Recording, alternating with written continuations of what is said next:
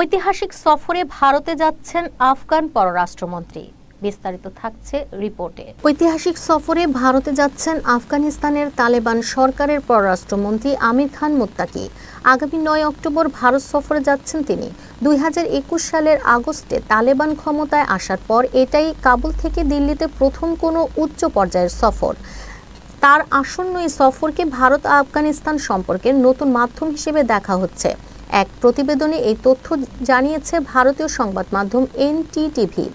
সংবাদ মাধ্যমটি বলেছে, আফগান পররাষ্ট্রমন্ত্রী যেন ৯ থেকে ১৬ অক্টোবরের মধ্যে ভারত সফর করতে পারেন, সেজন্য মুত্তাকিকে আন্তর্জাতিক ভ্রমণ নিষেধাজ্ঞা থেকে সাময়িক ছাড় দেওয়া হয়েছে বলে জাতিসংঘ নিরাপত্তা পরিষদ নিশ্চিত করেছে। এনটিটিভি বলেছে, ভারতীয় কূটনৈতিক মহল কয়েক মাস ধরে এ সফরে প্রস্তুতি নেওয়া হচ্ছিল।